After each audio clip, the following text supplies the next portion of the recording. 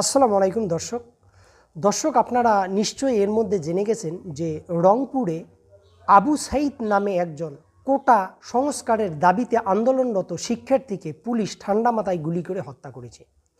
কেন ঠান্ডা মাথায় পুলিশ তাকে গুলি করলো? পুলিশের কি প্রয়োজন ছিল এক্ষেত্রে তাকে গুলি করে হত্যা করা? প্রয়োজন হয়তো ছিল না, কিন্তু তারপরেও পুলিশ তাকে হত্যা করেছে গুলি করে। কেন করলো? এর উদ্দেশ্যটা কি? দর্শক, এই আলোচনায় আসব। তার আগে প্রত্যক্ষদর্শী একজন ছাত্রের যে বক্তব্য সেটা আপনাদের পড়ে শোনাই। প্রত্যক্ষদর্শী এক ছাত্র সেখানে উপস্থিত ছিল, সেও আন্দোলনরত ছাত্রদের মধ্যকার একজন। বিকেলে প্রধান ফটকের সামনে নাম গোপন করার শর্তে সাইদের এক বন্ধু বলেন, সাইদ খুব মেধাবী ছাত্র ছিল, বিভাগে সে ছিল সেরা। কোটা আন্দোলনের শুরুর থেকেই সাইদ ছিল সামনের সারিতে। এর আগেও ছাত্রলীগ তাকে কোটা আন্দোলন করার জন্য মেরেছিল। সবসময় জাতীয় পতাকা নিয়ে মিছিলের সামনে থাকত। ছাত্রলীগ ওকে খুব টার্গেট করেছিল। ঘটনার সময় আমি ওখানে ছিলাম। পুলিশ যখন তাকে গুলি করে তখন ছাত্রলীগ নেতারা পাশে ছিলেন এবং গুলি করতে বলেছিলেন। একজন পুলিশ গুলি করতে না চাইলে পাশে থাকা এক পুলিশ অফিসার বলেছিলেন, আমি করতে বলছি, গুলি করো। দর্শক, ঘটনা হচ্ছে যখন আবু সাইদ তার দুহাত প্রসারিত করে দাঁড়িয়েছিল এবং সে বলছিল যে পুলিশ এবং ছাত্রলীগ তারা যেন সাধারণ শিক্ষার্থীদের উপর গুলি না চালায়, প্রয়োজনে তার দিকে গুলি ছুড়ুক। এই কথাটা যখন সে বলছিল, তো সে হয়তো তার আবেগের বশে এই কথা বলেছিল, কিন্তু পুলিশের কি এই সময় তাকে টার্গেট করে গুলিটা করা খুবই দরকার ছিল? আপনারা জানেন আবু সাইদের হাতে একটা লাঠি ছিল। এই লাঠি কি পুলিশের নিরাপত্তার জন্য এটা কি খুব বড় হুমকি ছিল? পুলিশ কি তাকে নিরস্ত্র করতে পারত না? কিন্তু না, পুলিশ সর্বোচ্চ যে পথটি, তাকে হত্যা করার যে প্রচেষ্টা, পুলিশ সেটা করেছে এবং সেখানে লুটিয়ে পড়েছে আবু সাইদ এবং চিকিৎসাধীন অবস্থায় সে মৃত্যুবরণ করেছে। এবার দর্শক, এই যে আবু সাইদের মৃত্যু, এই মৃত্যুটা এই আন্দোলনের মাঝে এটা কাম্য ছিল না। অনেকগুলো হত্যাকাণ্ড হয়েছে, অনেকেই মারা গেছেন এই আন্দোলনে। আমি যখন এই ভিডিওটা করছি তখন পর্যন্ত 6 জনের খবর আমরা নিশ্চিত করতে পেরেছি।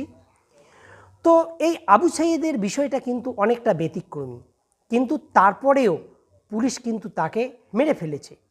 তো দর্শক, পুলিশ কেন তাকে হত্যা করলো, এই বিষয়টি যদি আমাদের বুঝতে হয় তাহলে বুঝতে হবে, একটা স্বৈর শাসক যখন তার ক্ষমতাকে দীর্ঘায়িত করতে চায়, পাকাপোক্ত করতে চায়, তখন সে যে কোনো কিছুতেই কিন্তু ভয় পেয়ে যায় এবং সব সময় সে বল প্রয়োগের রাস্তাটাকেই কিন্তু বেছে নেয়।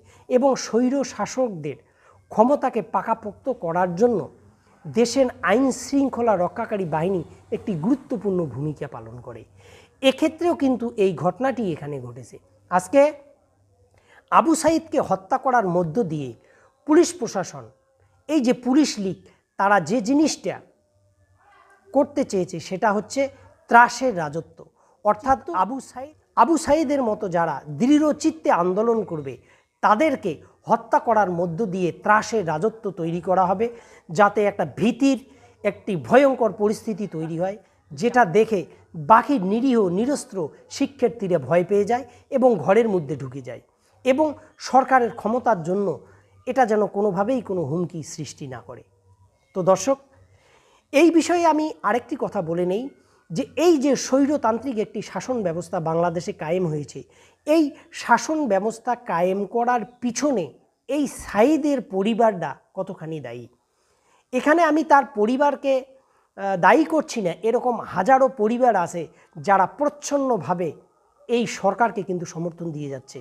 আজকে খবরে প্রকাশ, আপনারা নিশ্চয়ই হয়তো জেনে থাকবেন যে আবু সাইদের পরিবারও নাকি আওয়ামী লীগের একটি কঠোর সমর্থক পরিবার। সরকারটি একটি পরিবার একটি রাজনৈতিক দলকে ভালোবাসবে, সেই রাজনৈতিক দলের তারা সমর্থক হবে, এটা কোনো অবাক করার কোনো বিষয় নেই, এটা হতে পারে।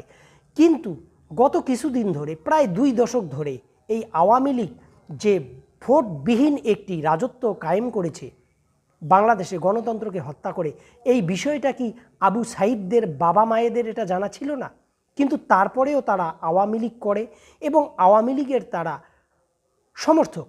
সুতরাং এই রেজিমকে, এই স্বৈর শাসককে ক্ষমতায় টিকিয়ে রাখার জন্য এই পরিবারগুলোও কিন্তু কোনো না কোনোভাবে দায়ী।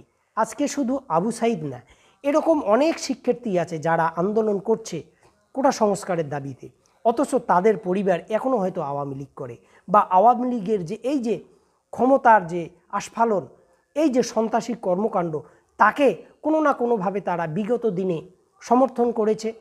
কিন্তু আজকে আওয়ামী লীগ যে কী, আওয়ামী লীগ যে তাদের দেশের জন্য, দেশের মানুষের নিরাপত্তার জন্য, তাদের স্বৈর শাসনকে পাকাপোক্ত করার জন্য কতটা বেপরোয়া হতে পারে, যে কয়েকটা প্রাণ ঝরে পড়ল, এই প্রাণগুলোর মধ্য দিয়ে এই পরিবারগুলো হয়তো এখন চাক্ষুষ করতে পারছে।